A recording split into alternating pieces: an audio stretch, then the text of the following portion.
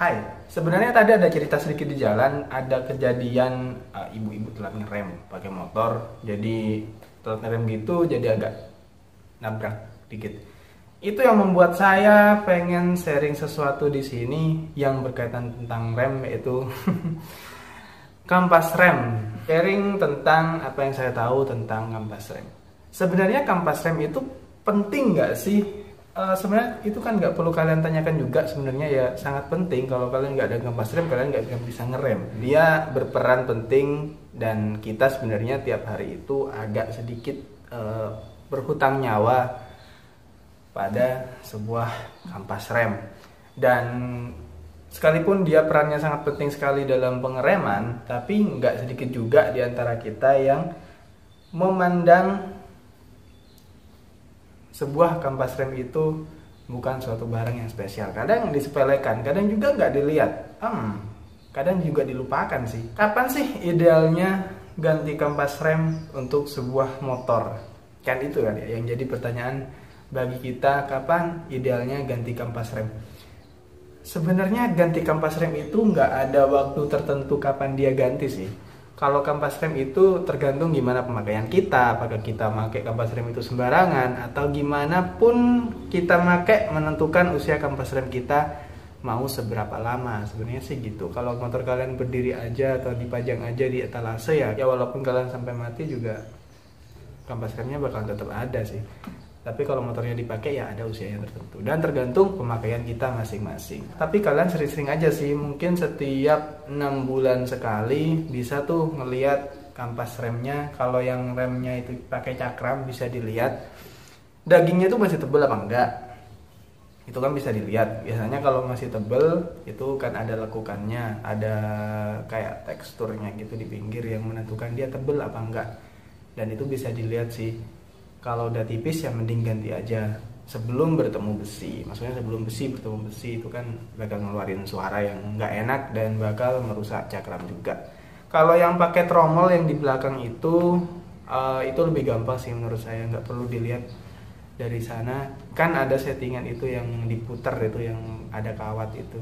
Nah itu sih bisa dilihat sih. Kalau yang pakai tromol itu bisa dilihat udah mentok sampai belakang apa belum. Kalau udah mentok sampai belakang berarti udah hampir atau udah saat waktunya ganti. Ya ganti aja lah, jangan nunggu-nunggu apa-apa karena nyawa kalian sebenarnya tergantung pada rem yang kalian pakai sih gitu.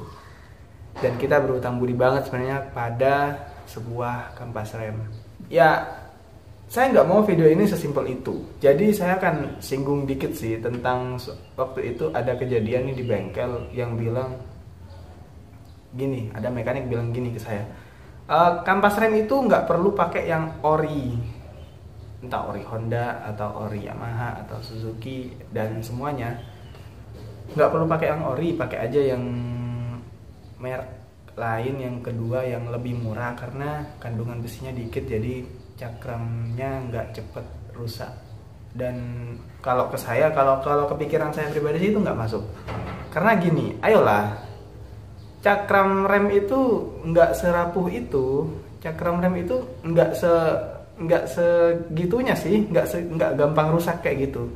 Bener, saya adalah orang yang pakai kampas rem itu yang ori karena saya nggak percaya sih sama yang barang-barang pihak-pihak kedua ketiga itu yang lebih murah, terutama kalau lebih mahal sih saya bisa-bisa aja percaya.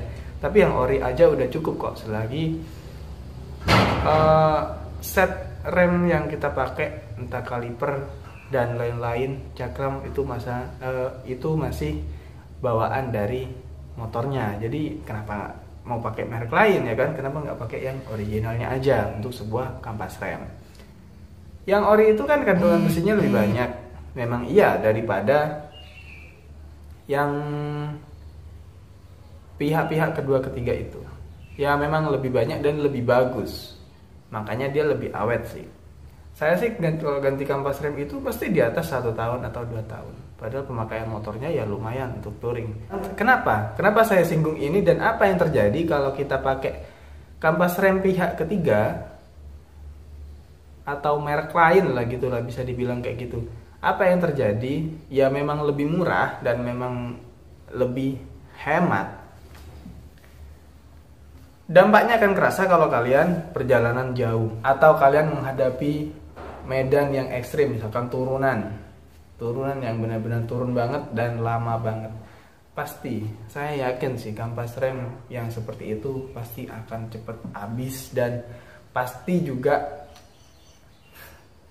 akan blong.